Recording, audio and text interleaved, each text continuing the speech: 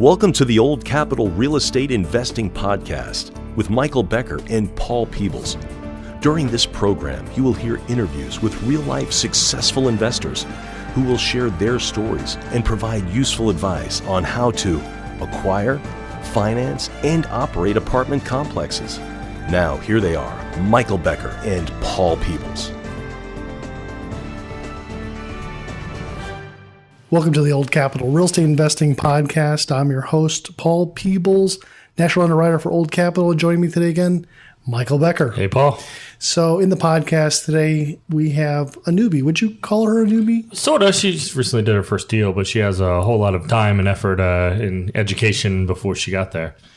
So I think that in this podcast, sometimes we talk to people that they've kind of moved from an engineering position, a marketing position, moved in from doing something else as a 9-to-5 job and moved into the multifamily business.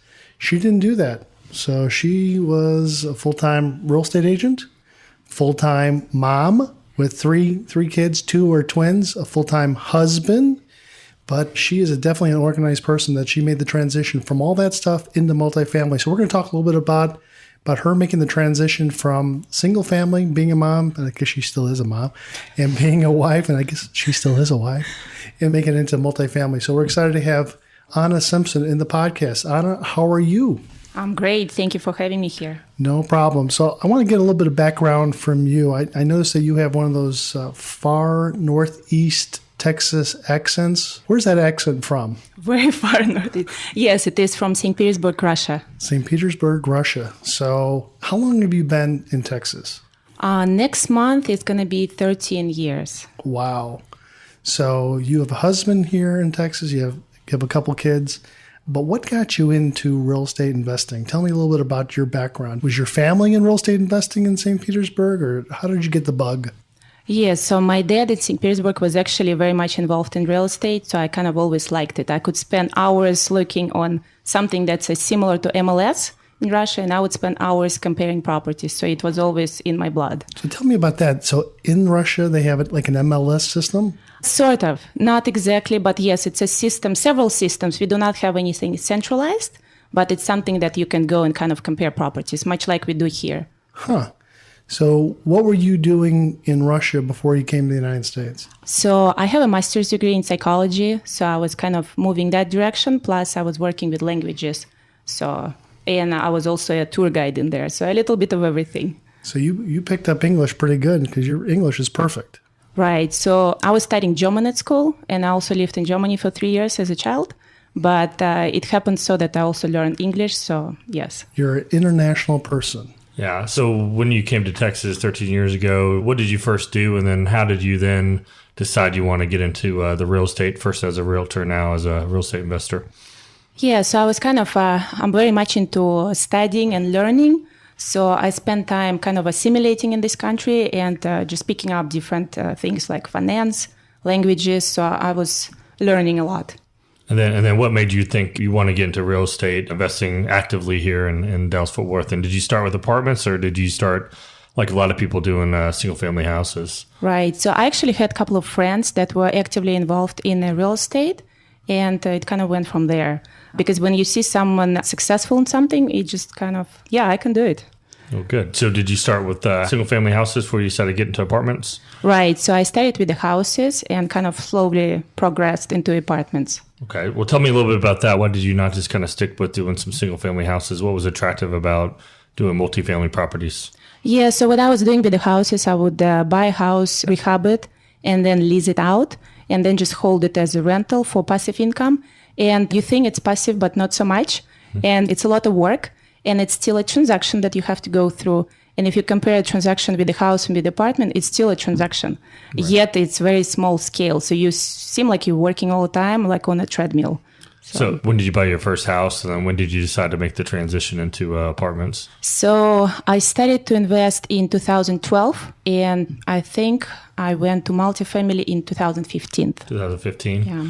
So then when you first got into multifamily, did you decide to just do it on your own, or how did you start getting your education in the multifamily space?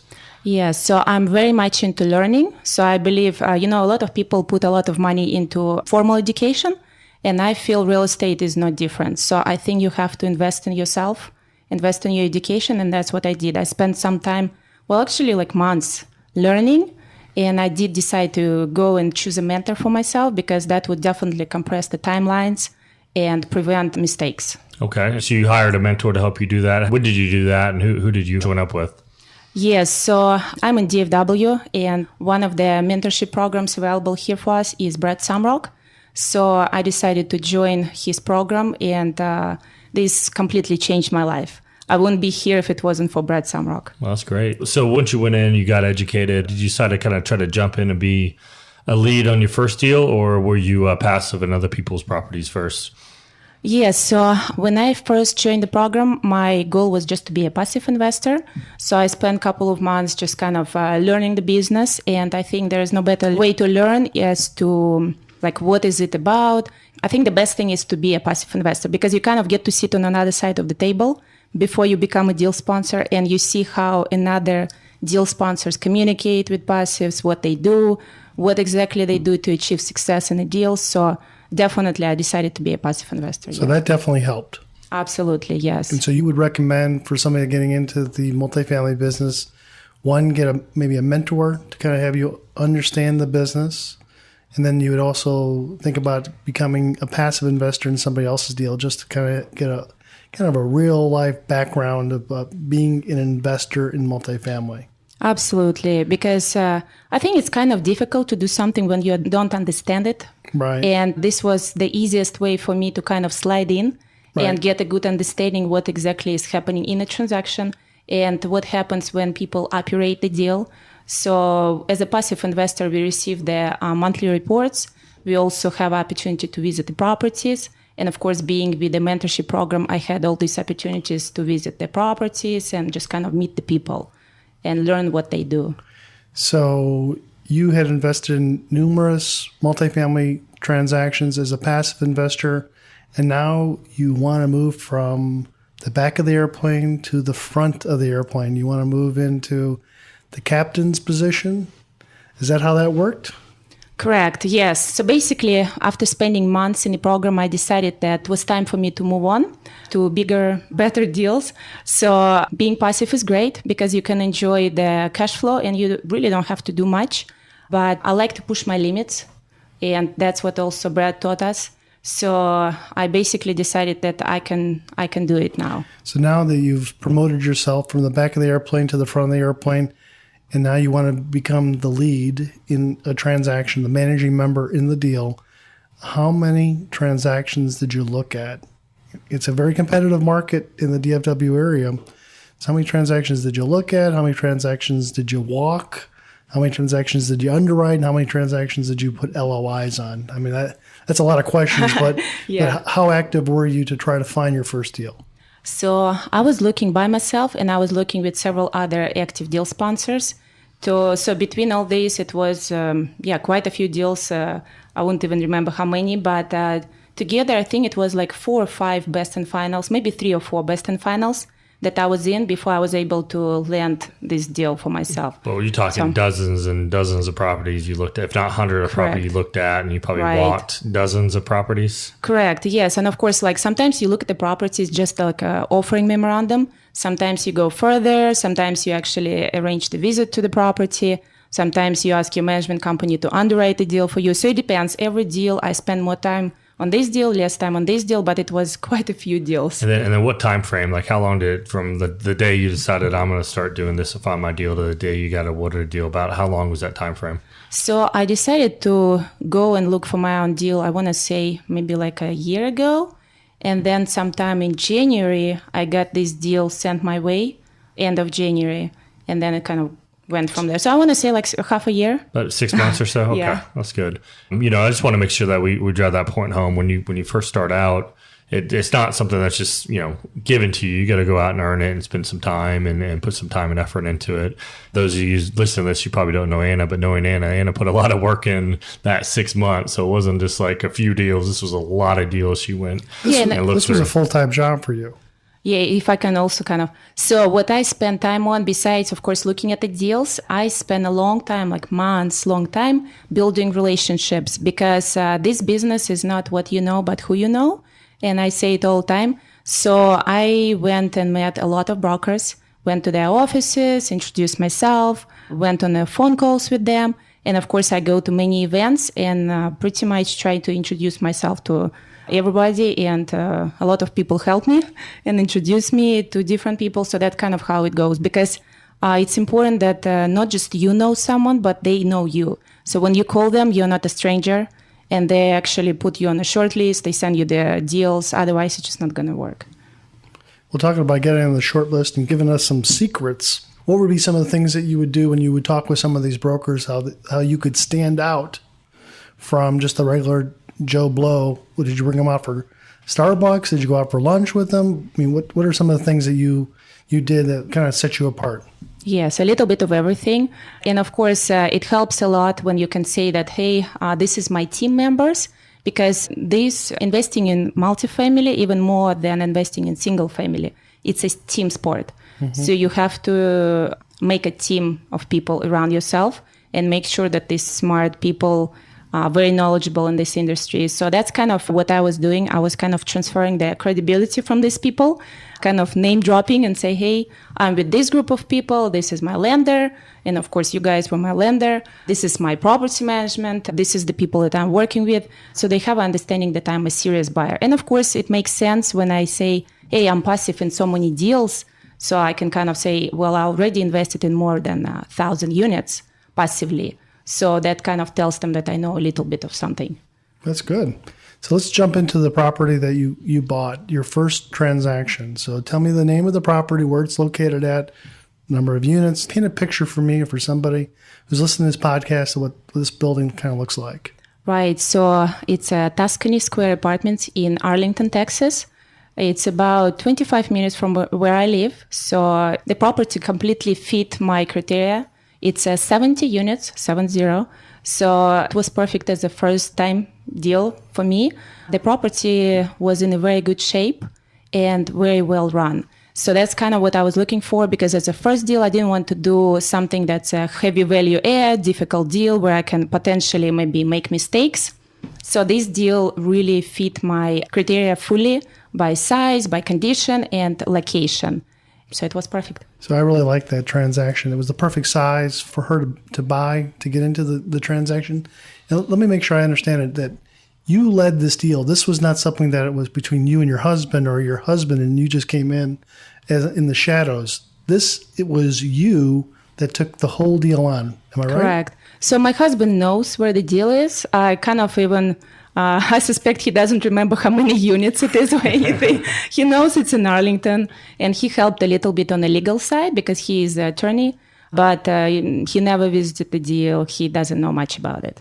So that's amazing. Okay, let's go back to the property itself. So it is 70 some doors. Correct, 70. 70. And is it an individual HVAC, or is it a chiller property? And how old is the property? And is it a pitched roof? Right. So the property is built in 65. It's got a chiller, but it was recently replaced, so it's good. It's got boiler, and it's got pitched roofs. So I like the fact that it's got pitched roofs, so that's good. And chiller didn't scare me too much, considering it's new. So once you service it regularly, I think it's going to be lasting for many, many years. Mike, what's a chiller for somebody that doesn't know? So in your house, you have what's called a split system. Where you have a unit inside your house called an air handler, and then you have the outside unit called an AC condenser. And a big apartment complex, they have those as well. Or you can have what's called a chiller or chill water system, where it's typically each of the units will have an air handler inside the unit, and outside you have one big outside condenser that services the entire property.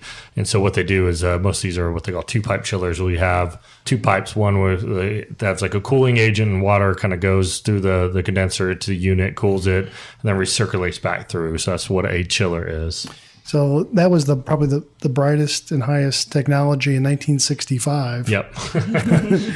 What is it today? In theory, it's a lot more efficient of a system than because you have one big AC condenser. But in practice, in Texas, they tend to go out in the summer, and then instead of having one tenant without AC, you have all your tenants without AC. So that's the practice. But having a new chiller certainly mitigates that risk a little bit. Absolutely. The underground piping of it can potentially be some challenges as well, but it is what it is. It's expensive to switch it out and convert to split system. So typically you just got to deal with it when you have a property like that. And there's plenty of service providers out there that can just make sure you maintain it, and it'll be operational and manageable as long as you stay on top of it. Why was the seller selling the property? Because that's always a good question to ask. Is I want to find out, is there a partnership that's breaking up? Have they already found a deal that they want to buy? So what was the reason why they were selling the property? Any ideas? Yeah, so I think they just completed the cycle because pretty much everybody going into multifamily deals, they have their business plan. So once you complete the cycle, there is no need to stay, because the reason is things start falling apart. And if you do not have the capital that you can inject in a property, it kind of doesn't make sense, because then you potentially may be asking people for capital. So basically, once you completed your plan, it's time to sell. How clean was this property? Good question. Yes, so this property was amazingly clean. I was very, very fortunate to be able to buy the property from these particular sellers, because they're very good operators and very good people. So I really enjoyed the transaction with them. And the property was in a pristine condition. And even the appraiser walking the property was really saying that's amazing. Yeah, that property was in great condition. Mike, was that property in good condition? Not 5 years ago when I made a loan on it, I guess. They went in, and Cordell and Vivian were our friends of ours as well. They went in and did a good job and bought this property that was kind of broken 5-6 years ago whenever we made a loan to them, and fixed it up and really did a good job before they sold it to Anna. Yeah, they did just a fantastic job, and I think they left that property in good hands with Anna, because I'm not going to say you could eat off the deck next to the pool, but it pretty much could eat off the deck if you wanted to. Right now it's a very competitive market, especially these markets in DFW. How did you win the deal? How did they come to you? Yeah, so it kind of goes back to who you know in this industry. So like I said, I spent months building relationships. So with this particular deal, relationship really matter. So maybe a year ago, I got a business card from you, Paul, for someone who eventually listed this deal. So I was building relationship with this person for quite some time. So that was definitely that was my competitive advantage. And then I did have Brad on my side, because he happened to sell this property to the previous owner. So they had a pre-existing relationship. So that all combined really helped, because there were several people on my side who could kind of vouch for you? Vouch for me, explain to seller that I am the serious buyer and I'm going to be performing under contract, and I will take care of the property. Did you put hard money into the transaction? Yeah, so in this market, you pretty much have to. So yes, I did. So one of the questions I get all the time from someone who's trying to come out and do the first deal is, well, how do I structure it? Like, how do you put the deal together? How do you pitch it to your investors? What's the splits? Things like that. So maybe you talk a little bit about that. So this was your first deal as a lead. Obviously, you mentioned you were in 5 or 6 deals at least. 6 deals before, yes. As a passive, so you kind of saw some other people do it. But what was the basic? How did you go about approaching finding the investors that invested in this deal? How did you end up presenting the deal to them? Then kind of generally, what was your structure that you put together for your first time? And then how does that going to kind of compare going forward? I know there's a lot of questions too, so maybe kind of take it away. So as a first deal, of course, I wanted to kind of prove myself through this deal. So I would never ask for too much. So basically, in this deal, I want to do my best for the investors who put their trust in me. So the investors came from, pretty much all of them came from Brad Samrock Group, because he has an ecosystem where people kind of get to know each other. And I like to say that fish in a pond where there's a fish. So instead of going somewhere and trying to get money from people to whom you have to sell it, being in Brad's group, I basically just send an email to everybody who I know And these people already knew me for a year and a half. So at this point, they were pretty comfortable with me. They knew you because you would go network and go to events and Right. put yourself out there and talk to people, right? Correct. Yes, because of course we all kind of learn each other. We all invest together. So even if I invested with someone passively in the same deal, we kind of talk about the deals. They know what kind of person I am. So multiple meetings over months and months, it kind of gives the impression to people, yes, this is a serious person. She's going to do a good job. So we kind of know each other.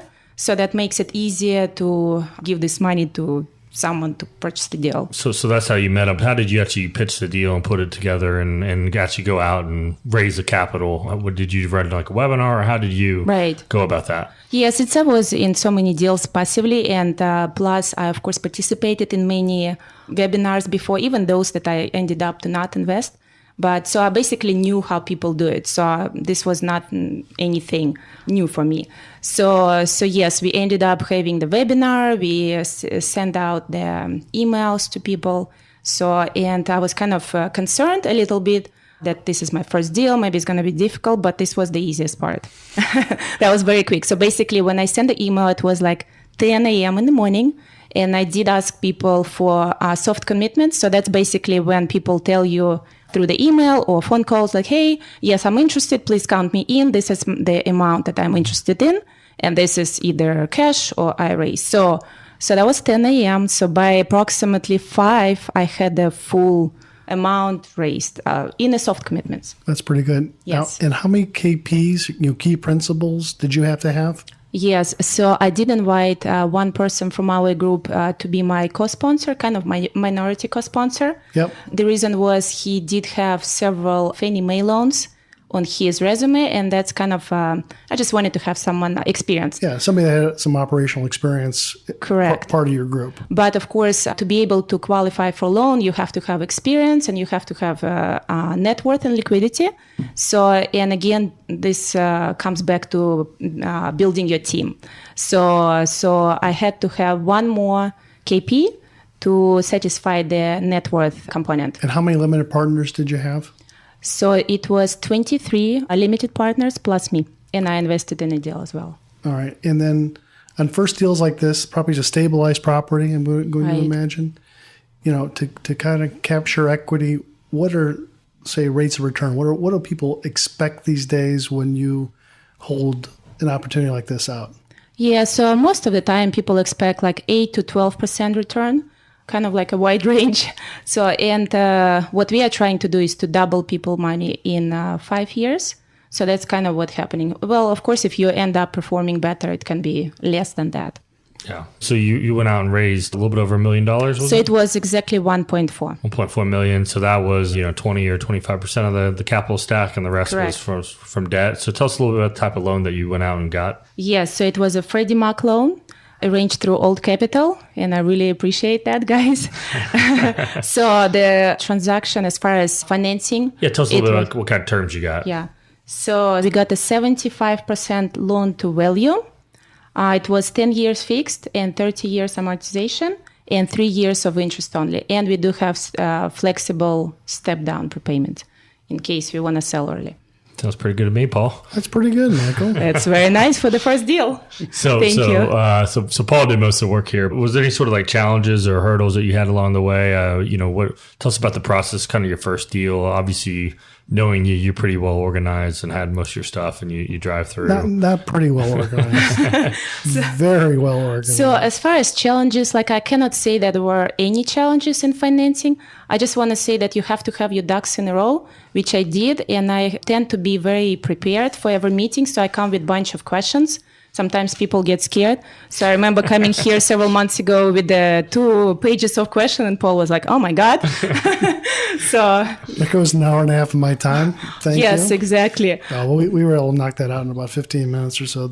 Some very good questions to ask just to make sure that you know what the hell you're talking about, especially because, I don't want to see anybody lose any money, especially don't want to see you lose any money or your investors lose any money. Mm-hmm. So those are good questions to ask, and that's what I encourage everybody to ask their lender. If something's on the top of your head that you want to get an answer on, ask your lender and make sure they can explain it, because as they say, there's never a dumb question, but there's always a dumb lawsuit that may come out of a dumb question if you don't get that question answered correctly. So I definitely believe in that.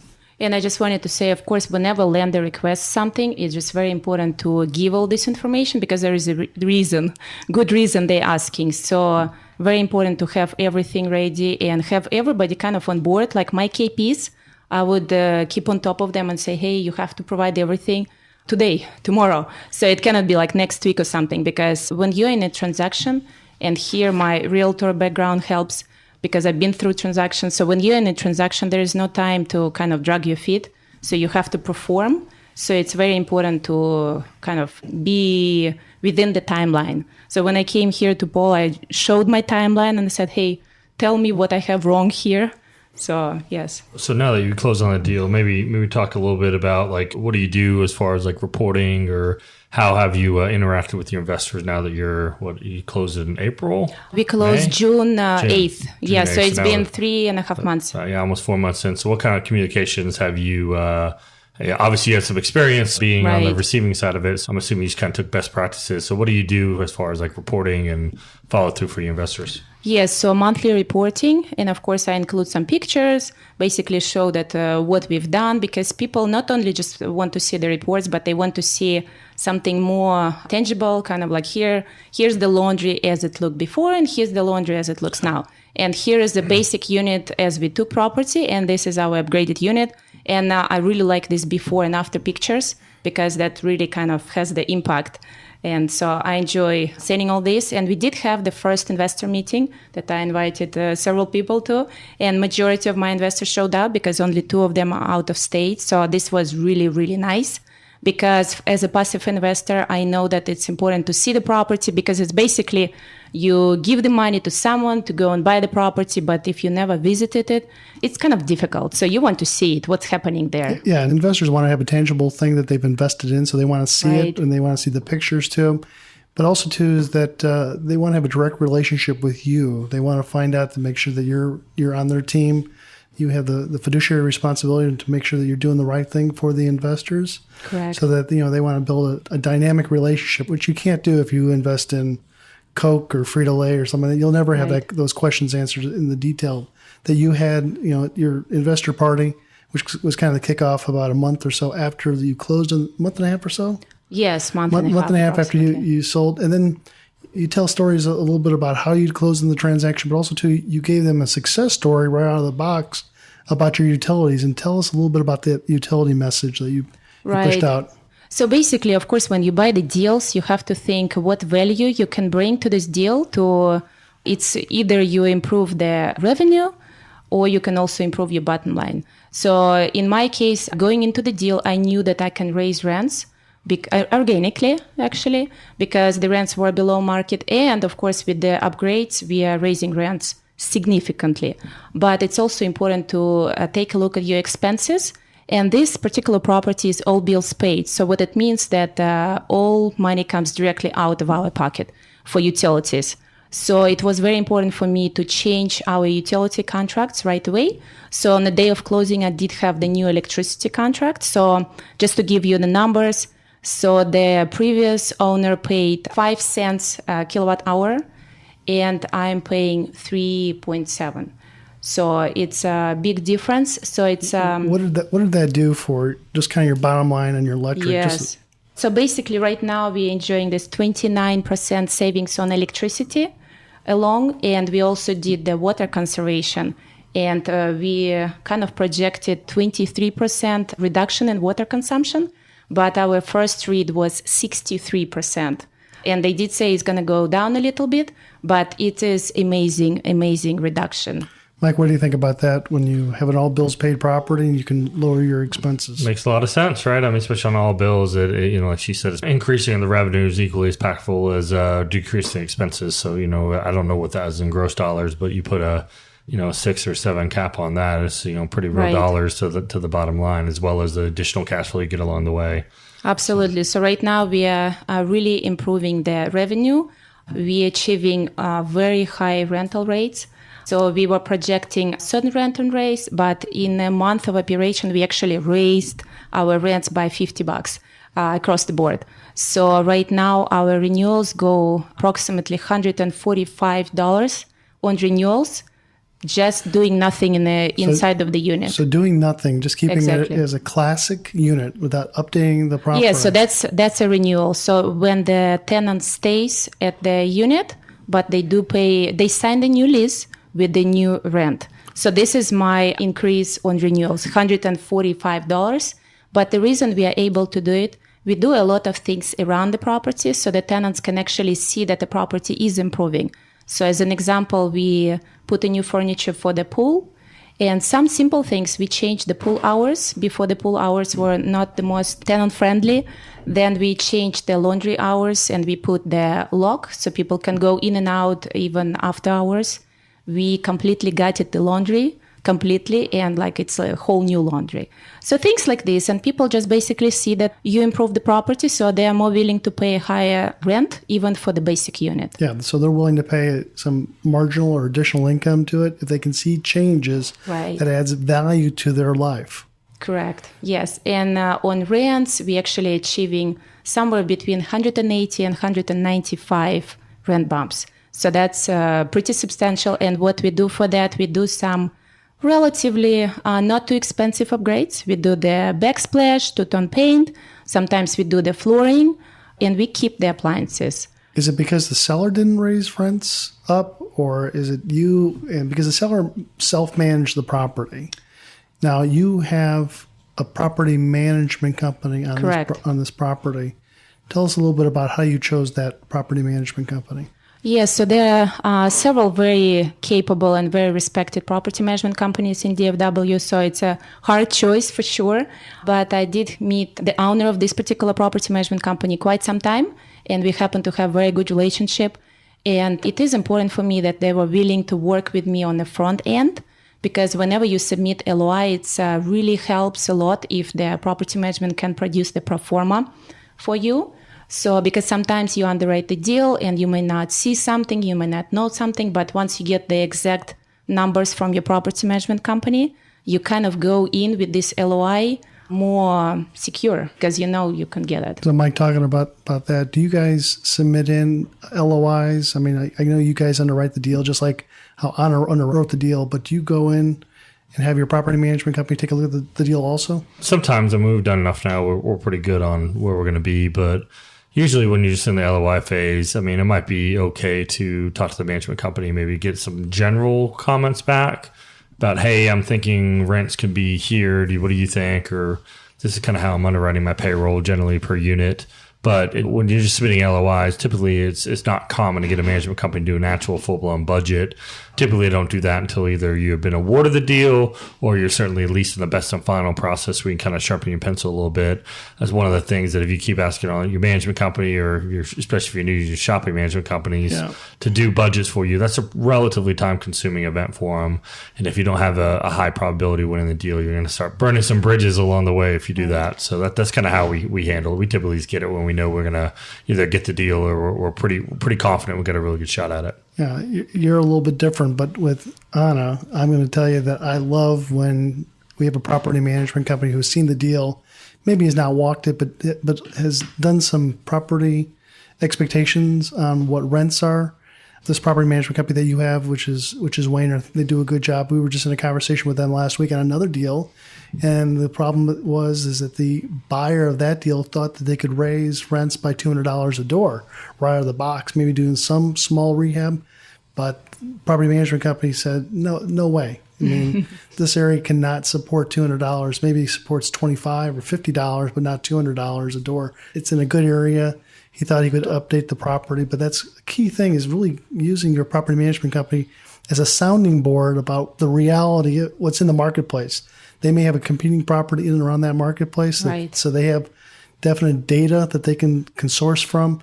But I can't say enough about using a third-party property management company just to get a bunch of data to help you make the decision to move forward. But this property management company that you have, you like them quite a bit. Yeah, so and just like you mentioned, they are very highly represented here in our market. I believe total they have like 14,000 units that they manage between Texas and Oklahoma, but the majority of them are here in DFW. So that really helps me a lot when they're represented in my submarket because they really know the properties that are comparable to my properties. So when they tell me this is the rents we can achieve, I know that, yes, we can achieve these rents because they know that. So now that you've done a deal, what's kind of going forward for you? What are some of the things you're hoping to kind of accomplish? Now that you got your first one on your belt and many passive, so what's kind of the future hold for you? Yeah, so I'm definitely still looking for passive deals to invest the IRA money, but my path is now definitely to be a deal sponsor and sponsor more deals. So I'm actively looking for more deals, and I do have another one under contract right now, so that I'm going to buy together with 2 other people. And we will get it in a TIC structure, so it's tenants in common. So that's my next step. So we haven't. Unfortunately, I have some experience doing some TIC. So I got a call from Anna not a month or 2 ago, asked me if I knew about TIC. So tell me a little bit about that too. We don't really talk much about that on the podcast. So what's been the 30-second version of what you learned on TICs? Yeah. So maybe explain what a TIC is first, and then talk correct. about what you learned. So the group that I'm with, we concentrate on syndications. So the majority of people either do the syndication, which is a group purchase, or some of them are individual investors. So that's kind of easy, and that's what I already knew. But this is a completely new structure for me, something that I did not expect, but it happened so that I was communicating with a couple of people who had some 1031 money, so that they wanted to invest and they were time constrained. And we kind of joined forces and found this deal. And I'm kind of playing the local boots on the ground for them because they're out of state, both of them.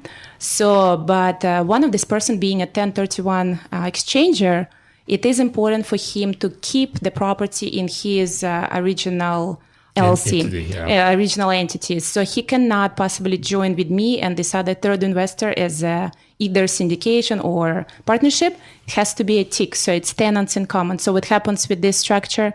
The 3 people come together, but each of them independently owns the portion of this property. So what happens is you have 3 different deeds of trust filed on the property, and you'll own a third, or whatever your percentage is of the real estate in your entity.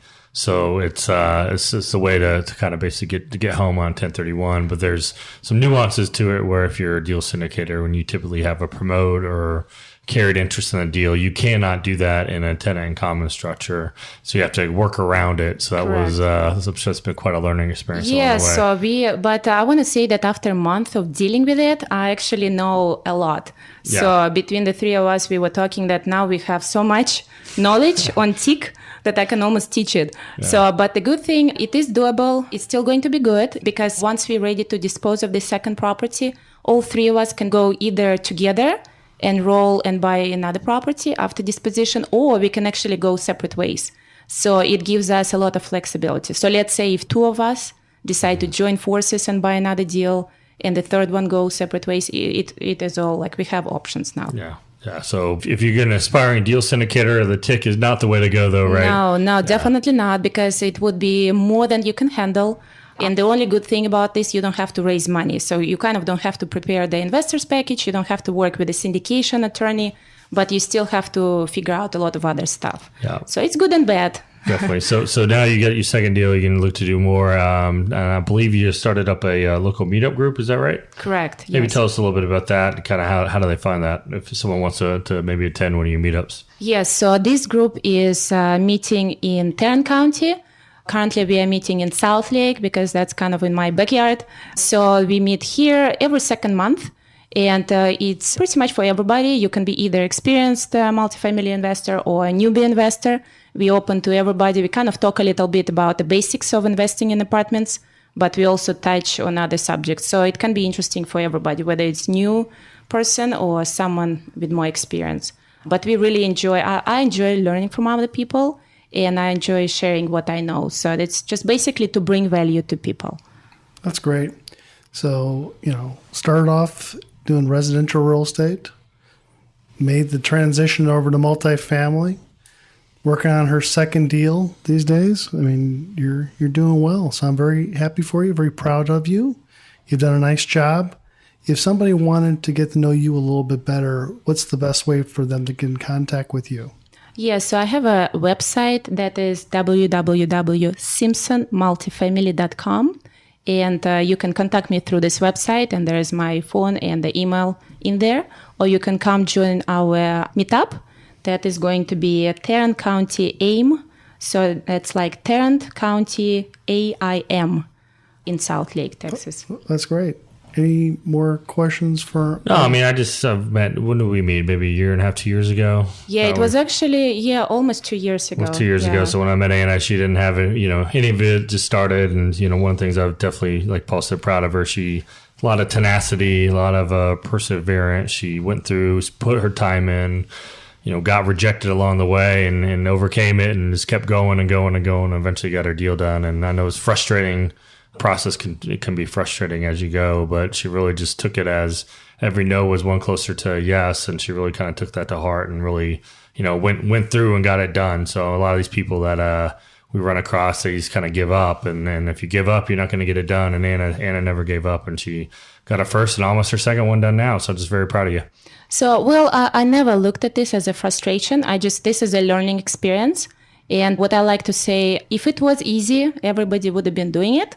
So whenever I see something is difficult, is a challenge for me, I know that then I should go for it because, again, this is where you become more successful. Yeah. So that's just a good attitude. I just definitely want to kind of make sure I reiterate the point on the front end where to get her first deal, she was a passive and 5 or 6 others. And then after that, she looked at, probably literally 100 deals, probably literally walked dozens of them and made, 5, 6 best of finals after making probably a dozen or better offers to even get in the best and final. Right. So this is a process. So sometimes you can do this a little quicker and then sometimes it takes a little longer. I think she was probably on the longer side, but she put all that work in about a 6 or 7, 8 month period. And that's just really what you have to do if you want to overcome a lot of this when you start from zero with no background.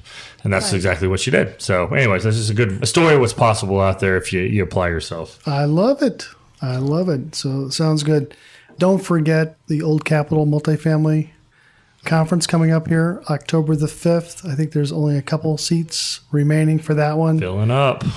Tell us why somebody should be Anna, you're going to be there? Oh, absolutely. I was one of the first ones to sign up. That's absolutely. So, Anna, why are you coming? What do you get out of that? You go to most of our events. What do you get when you come to one of our events? People hear Paul and I talk about it all the time. But what do you get out of it when you come to like a conference like you're about to go to? Oh my God, there is no better place to be. Every time I go to these events, I meet new brokers, I meet new people. I have a lot of new information that I can kind of use in the future. I would never, ever want to miss any of these events. It's a wealth of information. Yeah, and more than information, I think what you mentioned, it's if you're aspiring to do this is a good place to go get networked, and you can shortcut a lot of the relationships, and that's probably where you met a lot of the people that you ended up doing Correct. business with, or at least you talk to on a regular basis, or at an event like this, right? Absolutely. So. Every event is education. Absolutely. Mike, what's the best way for somebody to try to get tickets to the event? Yeah, just go to oldcapitalpodcast.com, and on there you can sign up. That's www.oldcapitalpodcast.com. Also on there you can find our Multifamily Finance 101, about a 15-page white paper that we put together on how we put these deals together, as well as a sample due diligence checklist on what we submit when we put LOIs out there as well, on kind of the type of materials that we need for diligence. Yeah, some great information that we are able to provide you. And the only thing we ask for return is that if you do have a chance to get on iTunes or Stitcher, leave us a 5-star rating if you could. That's one of our goals for 2017, 2018, to try to get 5-star ratings and maybe some reasons why people like listening to our podcast. I mean, I don't think we're selling anything except for our experience, but we want to at least have you know a little bit about what's going on in multifamily. Anything else, Michael? That's it. Tell a friend. That's the only other thing, too. Yeah, just tell a friend if you like it. We're certainly trying to grow our listener base. Tell a friend. Sounds good. Anna, thank you very much. I'm very proud of you. You did a great job. We appreciate it. I'm Paul Peebles. I was Michael Becker. Have a great day. Thanks for listening to the Old Capital Real Estate Investing Podcast. Please join us at oldcapitalpodcast.com to sign up for our weekly email updates. We'll see you next week for another great interview.